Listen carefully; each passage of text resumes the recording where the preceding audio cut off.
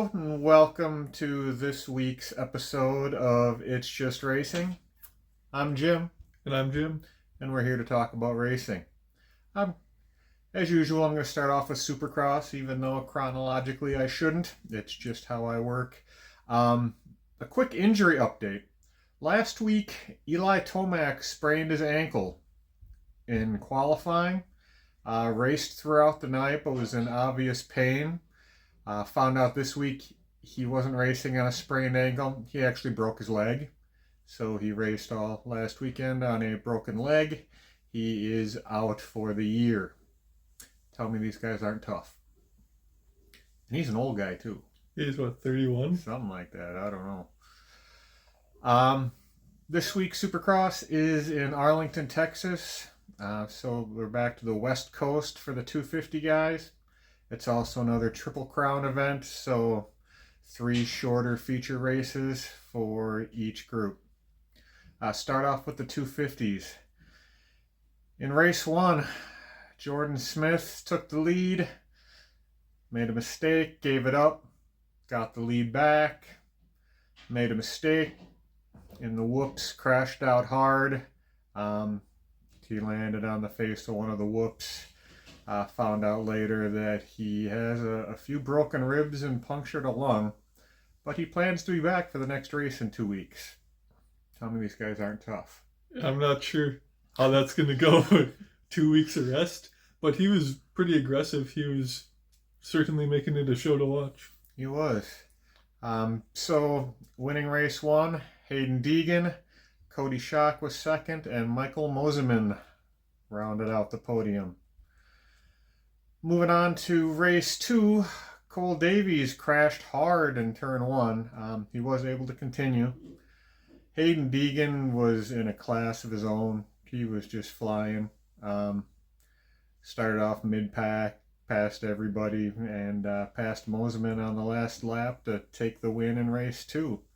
So once again, Deegan won, Michael Moseman second, and Garrett Marchbanks for third.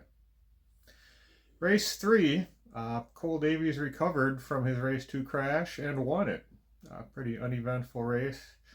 Davies won, Hayden Deegan second, and Joe Shimoda was third. So that gave Deegan obviously the overall win with 2 wins and a second. Cody Schock second in points on the night, and Michael Moseman third. To update your points, there's really only 2 guys in it at this point. Hayden Deegan's in the lead. Julian Beaumaire, who had a really quiet night, is 6 points behind. Cole Davies is in third, a race behind almost.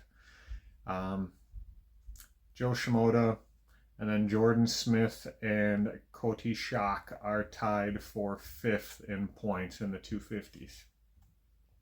They are off next week. Supercross will be back in Indiana, so that's why I said that Jordan Smith thinks he'll be back in 2 weeks, because lucky for him, they are off next week. 450s, race 1 was uneventful, unless you're a Ken Roczen fan, because Ken Roczen won it. Justin Cooper second, and Chase Sexton third.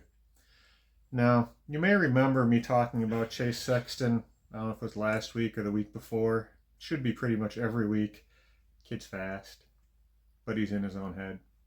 Anyhow, race 2, Chase Sexton had the lead. What'd he do? I'm going to guess he crashed. He crashed out of the lead. He did hang on for second. Cooper Webb won it. Sexton was second, and Justin Cooper was third. Race 3. Chase Sexton took the lead, stalled the bike. There was a great race. It was a lot of action.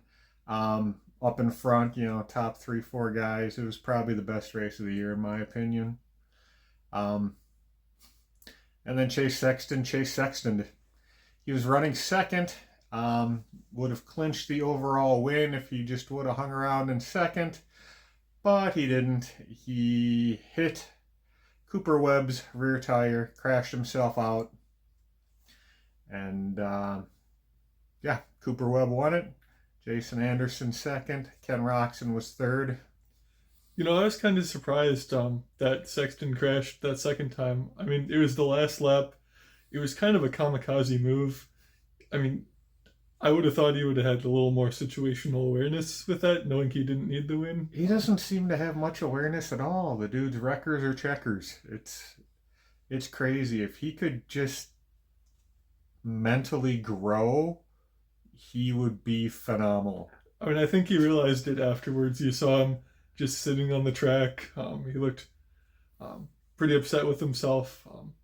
So maybe moving forward, he's going to try to be more aware of what's going on. I don't know. For him, it'd be a good thing, but it's entertaining for us. You got to feel bad for the kid, but he's doing it to himself every single week. The overall podium, the win went to Cooper Webb, Ken Roczen second, and Sexton actually held on for third after wrecking himself out of the win.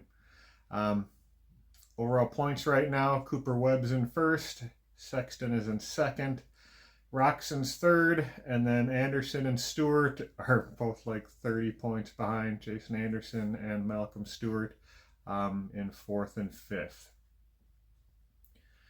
Now we'll go back in time a little bit to the NASCAR truck race. Rookie Connor Mozak was on the pole. I was excited to see that. He was almost my pick for Rookie of the Year, but he wasn't. He led 29 of the 30 laps. Then they decided to take it 3 wide at the finish. Lane Riggs got penalized for going below the yellow line to try to pass him on the inside. Jack Wood ended up winning the stage. And not only was Lane Riggs penalized for going below the yellow line, they came into the pits, ended up having some electrical issues, and he ended up losing 2 laps. So a little insult to injury. Kyle Busch led most of stage 2 and won it. Corey Heim, they tried a little fuel strategy, didn't work. Everybody except Heim and Majeski, I believe, stopped at the end of stage 1. Those two tried to get through both stages on fuel. Corey Heim ran out with 2 to go. Had a hard time getting the truck restarted after they fueled it, and he lost 4 laps. Majeski ran out after the checkered at the end of stage 2. Just barely made it. He ended up pitting under a closed pit lane and was penalized a lap. Going into stage 3, had a red flag with 61 laps to go. Rajah Caruth spun, collecting a few trucks. Didn't look like a big deal, but must have knocked somebody's oil cooler off or something. There was a lot of fluid laid down, so they red flagged the race so they could clean it up. And was pretty uneventful after that. It was a good race. No crashing, no silliness. Kyle Busch won. Stuart Friesen second, and Tyler Ankrum finished third. Now, I know a lot of people get upset about Kyle Busch and other Cup guys going down and winning all the lower series, but I was really entertained by that race, and I think that most of those truck guys can learn a couple things. He was in the front. He was running that outside line. There were probably 5 or 6 guys who slid up to pass him, and then he just got him right back. And it was entertaining to watch. He can drive. I'm one of those guys who doesn't like people racing who aren't racing there for points. Wasn't as big of a deal this past weekend because nobody got sent home because of it. Where next week at COTA in the Xfinity series, they run 38 cars and 41 are going to be there, including 5 or 6 guys that aren't running for points. So you're going to have people getting sent home. That's just not my thing. I'm not a fan of that. Going on to the Xfinity race. Dean Thompson, early on, cut a tire and pulled a bonehead move and just parked it on the track instead of pulling into the pits. Just wanted to get the caution so he wouldn't go a lap down.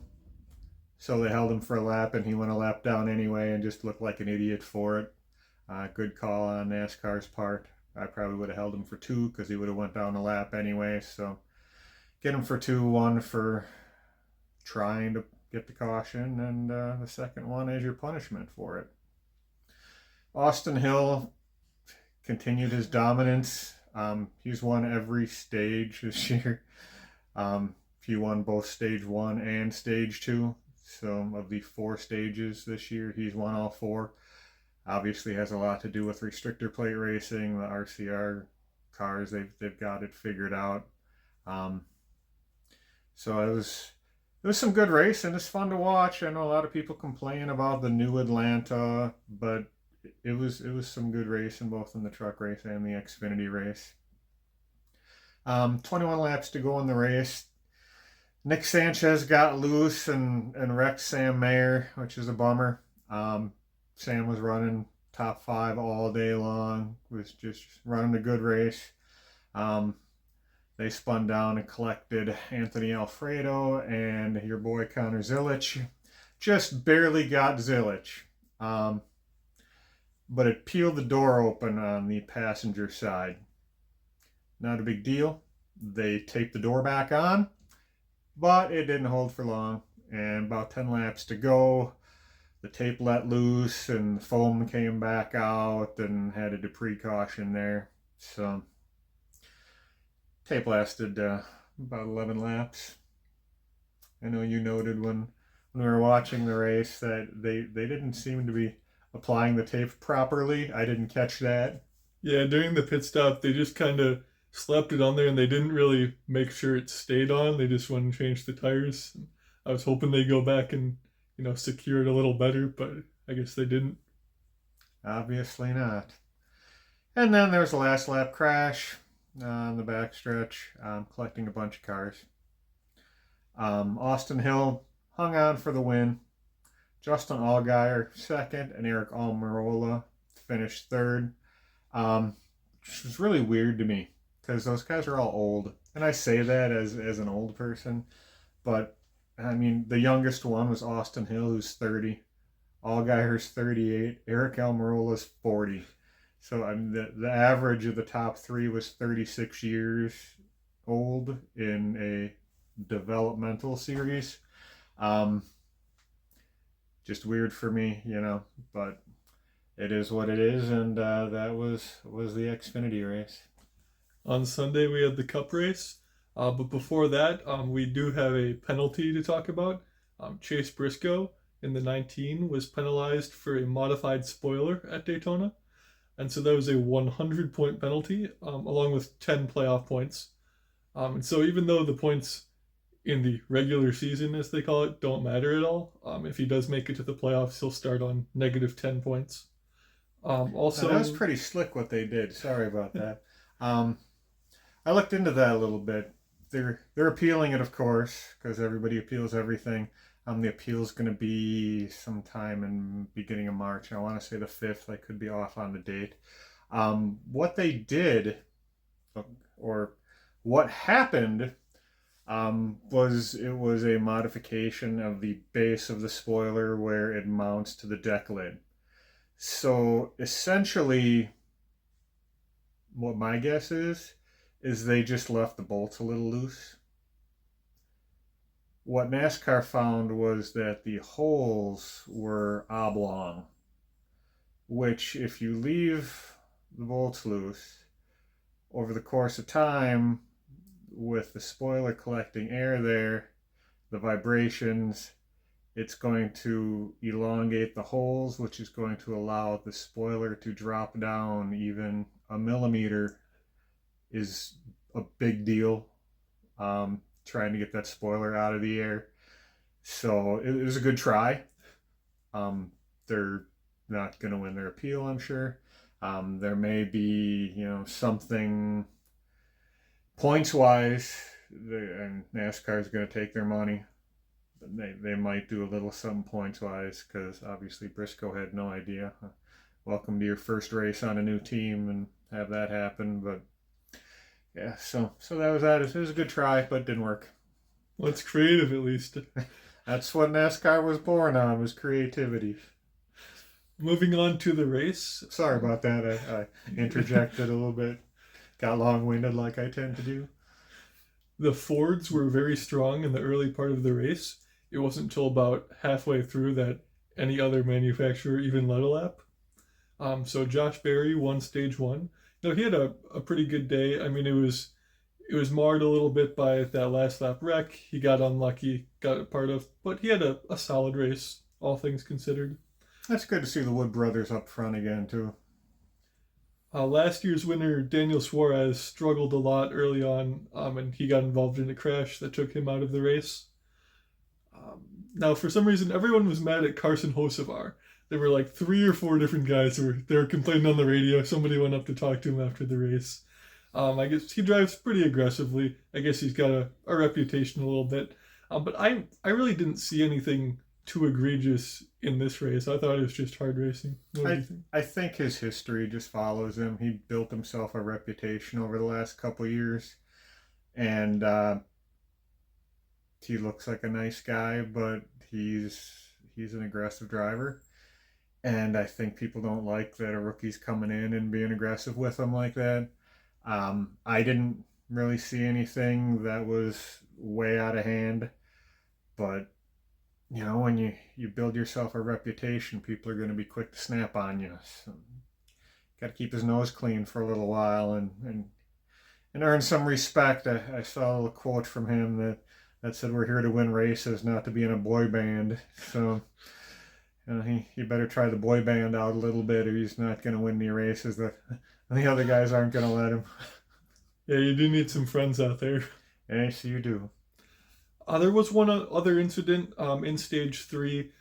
Kyle Larson, he was passing Austin Cindric for the lead. He went up, he wasn't clear. He did run Cindric into the wall coming out of 4. And then Cindric and William Byron both spun. And you had a take on that?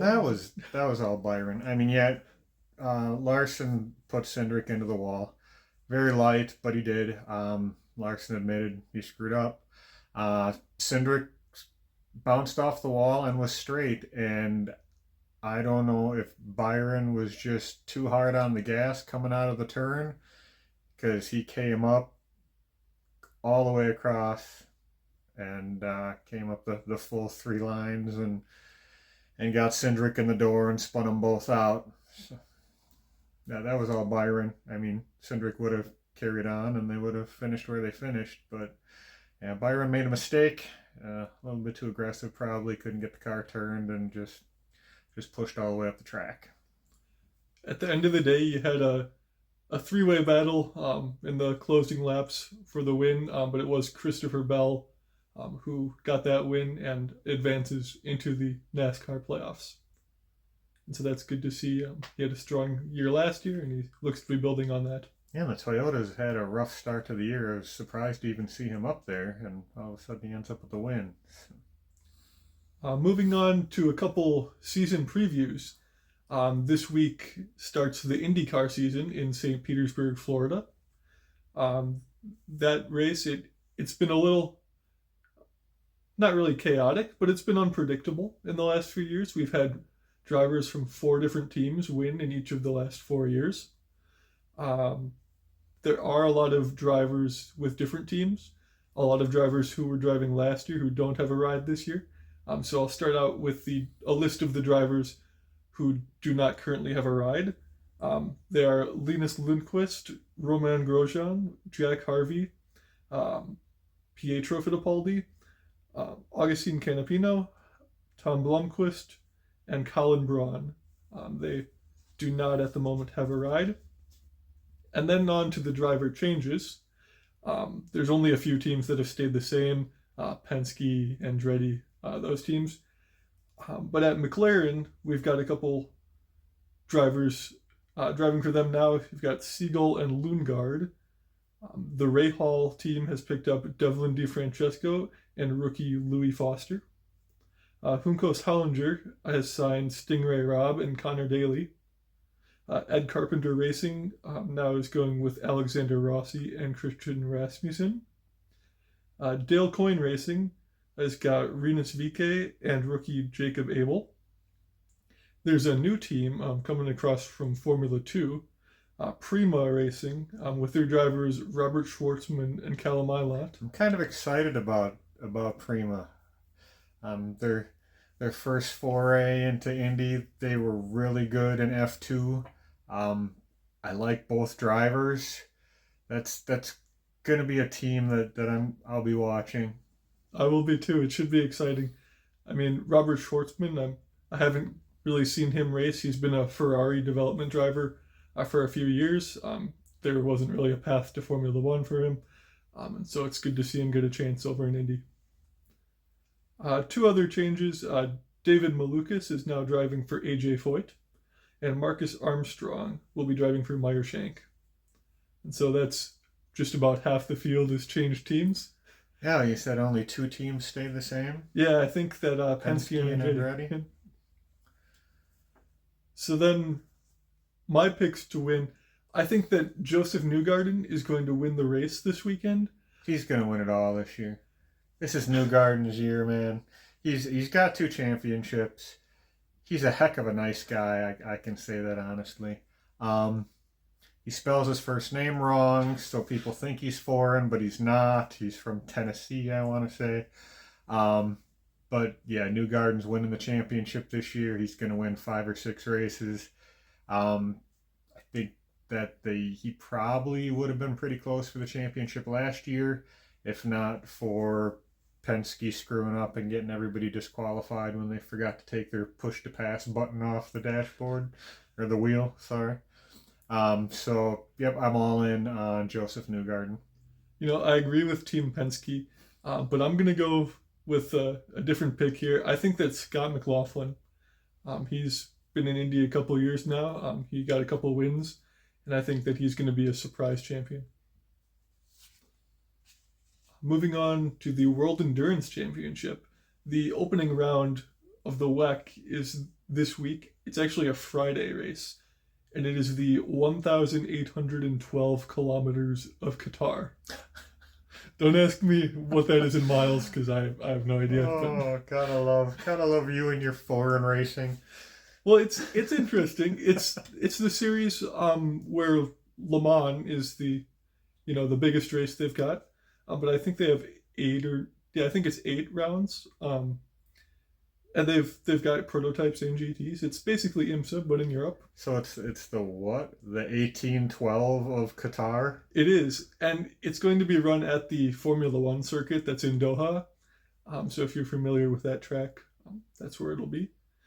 And 1812 in kilometers there comes out to 335 laps. And I have to admit, I didn't know why 1812, because that seems very specific. Isn't that an overture? It is, but that's not the reason why. Oh, the reason why they chose 1812.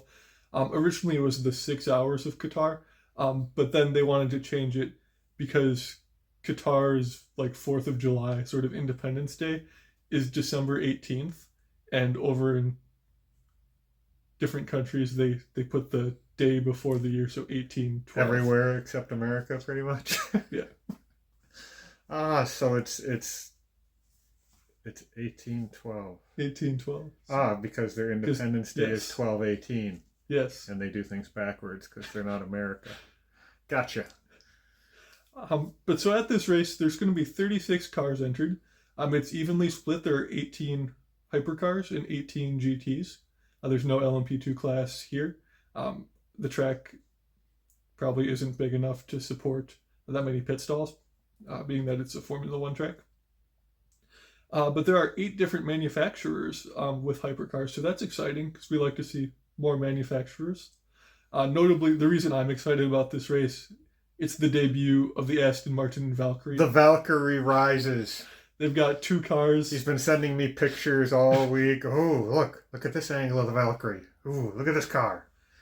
I really want them to do well. It's a 6.5 liter V12 engine. I like seeing that when you've got all the hybrids. There's nothing wrong with the hybrids, but it feels, like a classic race car. I get that. Yeah. But fastest in the preseason testing, which they call the prologue, was the BMW hypercars. They were fast. And we saw them at the 24 Hours of Daytona, and they were impressive over here too. Yeah. And in the GTs, it was Ferrari leading the way.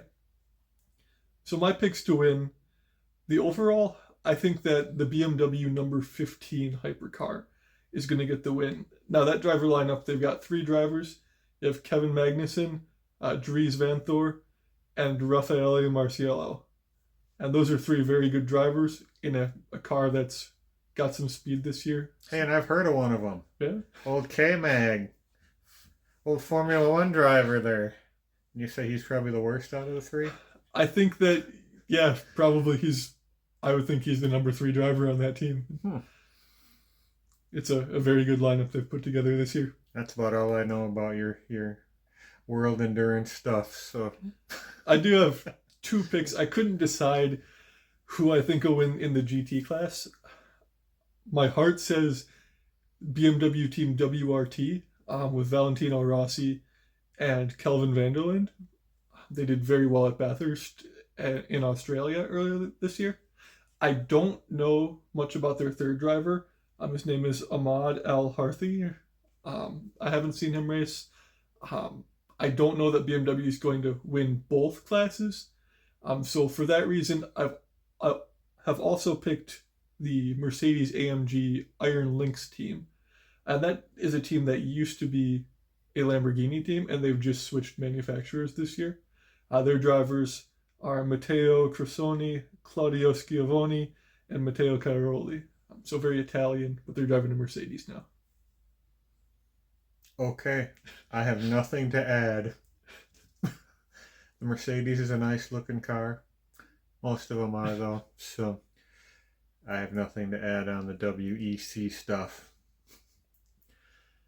So that's it for today. Next week we'll go over the Supercross at Daytona. Xfinity and Cup cars are going to be at Circuit of the Americas. And Jim will give you his long-awaited Formula One preview. Thank you for watching.